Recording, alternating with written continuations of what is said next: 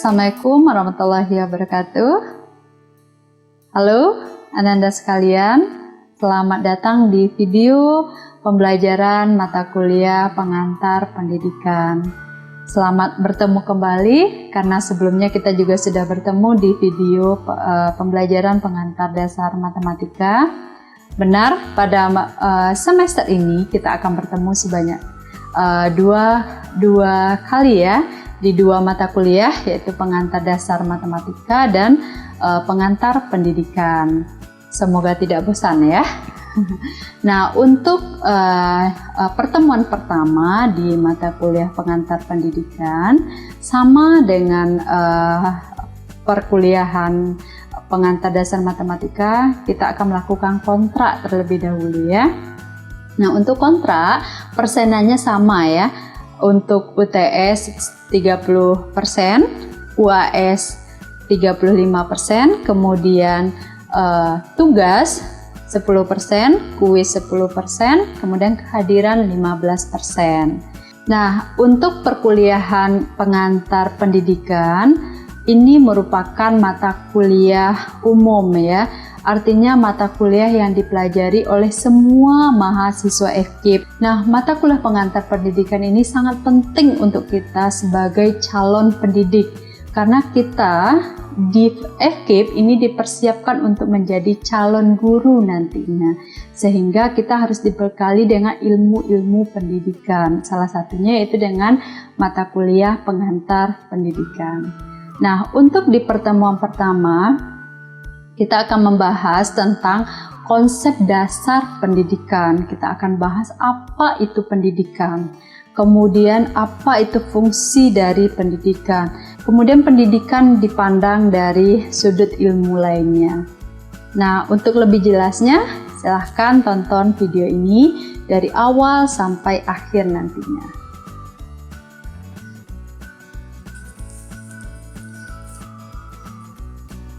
Oke, selamat datang Ananda-Ananda sekalian di video pembelajaran tentang materi perkuliahan pengantar dasar pendidikan.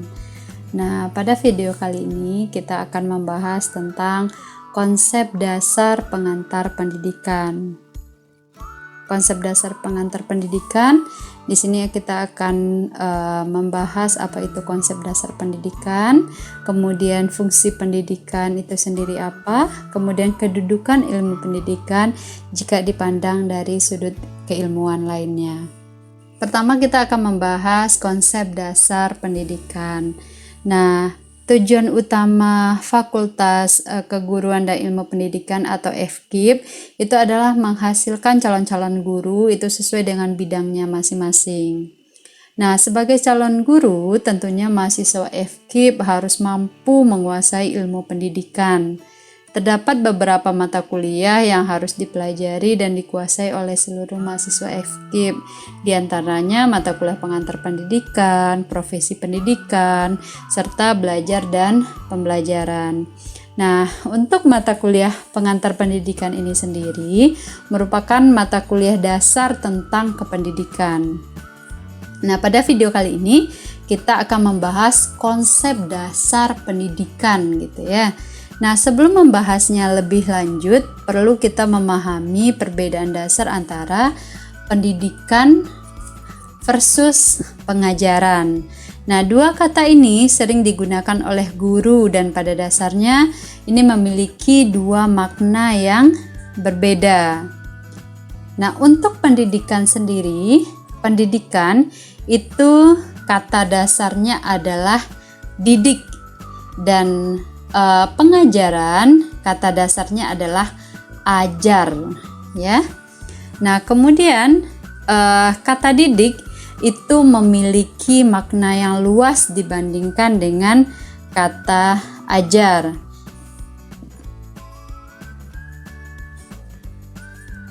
Di sini kita ada dua istilah lagi, ada mendidik versus mengajar gitu ya. Nah, dalam kehidupan sehari-hari, mendidik dapat diartikan bahwa memberikan perubahan kemampuan sikap dan keterampilan kepada peserta didik agar terjadi perubahan. Nah, sementara mengajar itu hanya sebatas transfer ilmu dari guru ke siswa, ilmu pengetahuan saja gitu ya. Nah, itu tadi antara mendidik dan mengajar. Sehingga untuk pengertian pendidikan itu juga memiliki makna yang luas dibandingkan dengan pengajaran. Nah, untuk pendidikan sendiri, untuk pendidikan ini terdapat 3 ranah yang harus kita kembangkan. Yang pertama yaitu ada ranah kognitif, afektif, dan psikomotor. Nah, ketiga ranah ini sangat penting ketiga-tiganya dan saling melengkapi. Kalau ranah kognitif itu berkenaan dengan pengetahuan atau intelektual seseorang, sedangkan ranah afektif berkaitan dengan sikap, dan ranah psikomotor itu berkaitan dengan keterampilan. Nah, ketiga ranah ini harus kita optimalkan pencapaiannya. Nah, peserta didik atau siswa itu tidak hanya dituntut memiliki kemampuan intelektual yang bagus, tetapi juga memiliki sikap yang santun dan psikomotor yang terampil.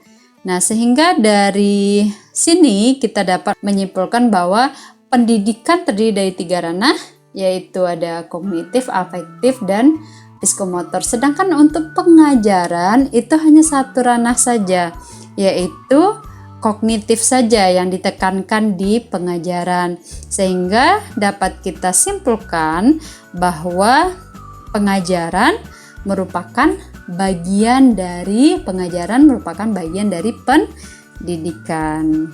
Kemudian pendidikan juga merupakan suatu proses yang menyeluruh untuk perubahan kemampuan, sikap, dan keterampilan manusia menuju eksistensi manusia di tengah lingkungannya. Karena dia merupakan suatu proses, maka kegiatan pendidikan itu berlangsung terus-menerus dan sepanjang hayat.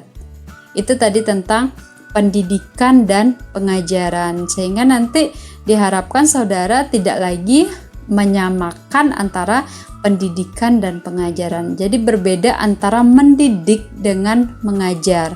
Jadi kalau kita sebagai seorang guru, kita harus mendidik ya. Mendidik artinya bukan hanya menyampaikan ilmunya saja, tapi juga mengubah sikap dan psikomotor anak didik kita. Nah, selanjutnya yaitu fungsi pendidikan. Nah, melihat pengertian pendidikan tadi, maka diketahui betapa pentingnya pendidikan dalam kehidupan manusia. Nah, keadaan alam dan keadaan sosial yang selalu berubah itu menuntut manusia untuk selalu siap dalam menghadapi perubahan tersebut. Nah, kesiapan menghadapi perubahan merupakan hasil dari kegiatan pendidikan. Fungsi pendidikan secara garis besar terbagi menjadi 2. Yang pertama yaitu dapat menghilangkan segala sumber penderitaan rakyat dari kebodohan dan ketertinggalan. Nah, dengan pendidikan, manusia akan memperoleh pengetahuan, sikap, dan keterampilan yang baru. Nah, pengetahuan, keterampilan, dan sikap tersebut itu akan menjadikan manusia memiliki modal untuk mengatasi permasalahan yang dihadapinya. Apalagi kita tahu bahwa hidup itu selalu penuh dengan masalah. Nah, kemudian perkembangan pengetahuan dan keterampilan dan sikap tentu sejalan dengan tingkat pendidikan seseorang. Semakin tinggi tingkat pendidikan seseorang, maka semakin banyak pula pengetahuannya, semakin banyak keterampilannya, dan semakin baik sikapnya. Namun sebaliknya, nah jika semakin rendah tingkat pendidikannya, maka pengetahuan yang dimilikinya juga semakin rendah. Nah, untuk tingkat pendidikan juga berhubungan dengan tingkat kesejahteraan ya. Selanjutnya yaitu fungsi pendidikan mengembangkan kemampuan dan membentuk watak serta peradaban bangsa yang bermartabat dalam rangka mencerdaskan kehidupan bangsa. Nah, suatu bangsa akan dipandang sebagai bangsa yang maju apabila mempunyai rakyat yang memiliki tingkat pendidikannya yang tinggi. Nah, rakyat Indonesia, bangsa Indonesia pada saat ini masih dipandang sebagai bangsa yang pendidikannya tertinggal dibandingkan dengan bangsa lain di dunia. Hal ini sesuai dengan peringkat pendidikan Indonesia yang masih rendah jika dibandingkan dengan pendidikan-pendidikan di negara lain. Ada perkataan Kaisar Jepang pada saat negara tersebut luluh lantah di bom atom tentara sekutu pada periode 1945 ketika dua kota besar Jepang pada saat itu yaitu Nagasaki dan Hiroshima hancur. Sang kaisar menanyakan kepada perdana menterinya, berapa banyak guru yang tersisa? Nah, pertanyaan sederhana ini memiliki makna yang sangat dalam dan membentuk fondasi fondasi sebuah negara. Pertanyaan ini juga menggambarkan betapa pentingnya fungsi pendidikan dalam mencapai cita-cita suatu bangsa. Nah, sampai sekarang kita bisa melihat negara Jepang sudah menjadi raksasa dunia dari segala aspek kehidupannya, mulai dari industri otomotif, ekonomi, sampai bidang olahraga. Jadi sangat berharganya pendidikan untuk bangsa gitu ya, kemajuan suatu bangsa. Selanjutnya yaitu kedudukan ilmu pendidikan. Yang pertama yaitu ilmu sosiologi. Nah, ilmu sosiologi itu memandang pendidikan dari aspek sosial, yaitu mengartikan pendidikan sebagai usaha pewarisan dari generasi ke generasi.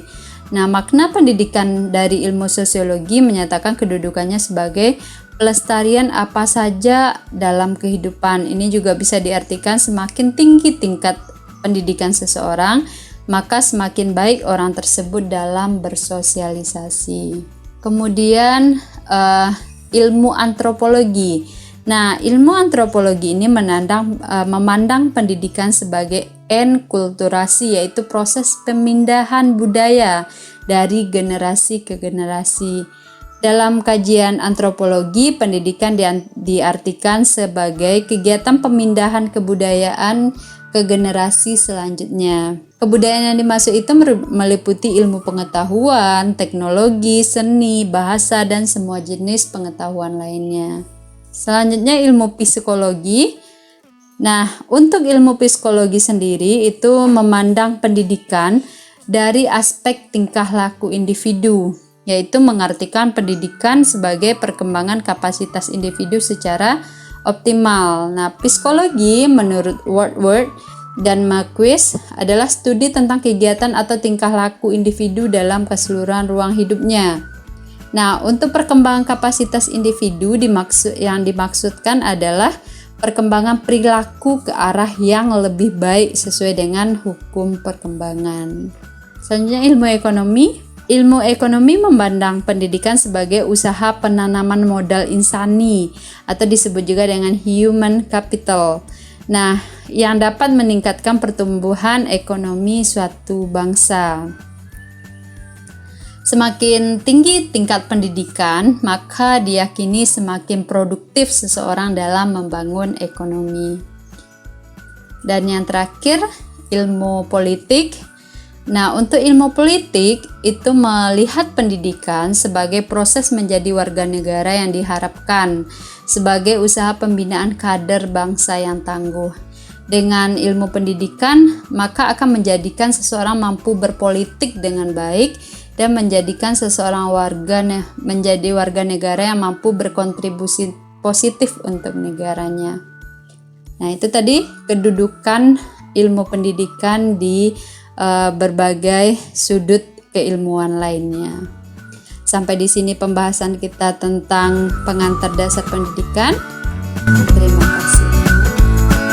Nah, itu tadi pembahasan kita tentang konsep dasar pengantar pendidikan. Semoga bisa dipahami oleh Ananda sekalian dan menjadi bekal nantinya ya dalam mengajar, karena dalam mengajar kita tidak hanya mengajar saja, tetapi kita harus mendidik ya. Nah, kemudian untuk pertemuan selanjutnya kita akan membahas tentang hakikat manusia dan perkembangannya. Silahkan Ananda cari bahan tentang materi tersebut. Dan untuk materi hari ini, jika ada yang belum paham atau ingin didiskusikan, boleh nanti kita diskusikan di grup WhatsApp kita. Demikian video ini. Assalamualaikum warahmatullahi wabarakatuh.